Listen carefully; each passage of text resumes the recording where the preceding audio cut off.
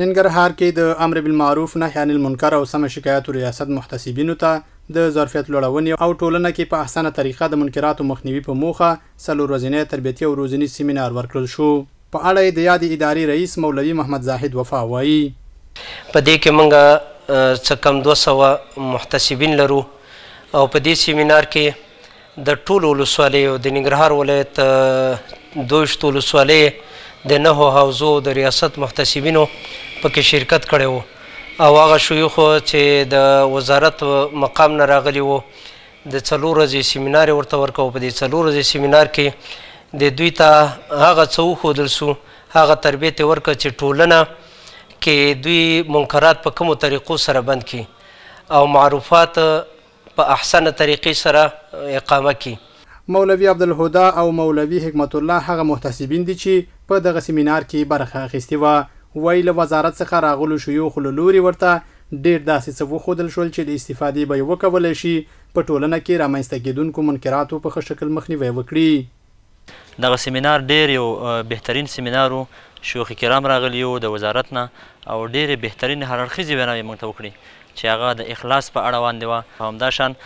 د ولس سره د ښه چال چلند په باره باندې خبره وشوه او تفصیلي خبرې وکړې. 4 ورځنی سیمینار و، الحمدلله ټولو محتسبینو ته انتهایي ډېره فایده حاصله کړه. لله الحمد. موږ هغه څه زده کړل چې هغه به انشاءالله زموږ دپاره هم یو روح یو د دغې ولس او د دې قوم دپاره به هم یو روح وي انشاءالله. د یاد ریاست سم شکایاتو امیر مولوي ذبیح الله طلحوی دوی هر ورځ د ګڼو هیوادوالو شکایتونو ته رسیدګي کوي او زیاتوي چې دا یې مسؤلیت دی تر څو ټولنه اصلاح او حکومتي چارې په شفاف ډول پر مخ لاړې شي. یوه برخه نظامی برخه ده، که څوک د نظامیانو نه شکایت لري یا خدای نخواسته یو څوک ورنه تکلیف شوی وي یا په عذاب شوی وي او یې ورسره مثلا حق وي او نه یې ورکوي، نو په هغې برخه کې د نظامیانو نه که څوک موږ ته شکایت وکړي نو موږ هغه نظامي راغواړو. او دویم قسم موضوعات چې دي هغه دغه ملکي ادارې دي او تر څو پورې دغه شکایت کوونکي یا شاکي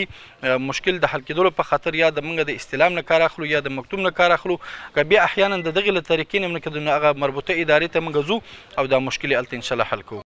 د امر بالمعروف نهي عن المنکر او سم شکایت وزارت د محتسبینو اصلاح تربیت او روزنې رئیس مولوي شریف الله حقانی په خپلو خبرو کې له دوی وغوښتل چې دغه اسلامي نظام د مجاهدینو په پراخو قربانیو ترلاسه شوی او باید خپله مقدسه دنده په ښه شکل ترسره کړي.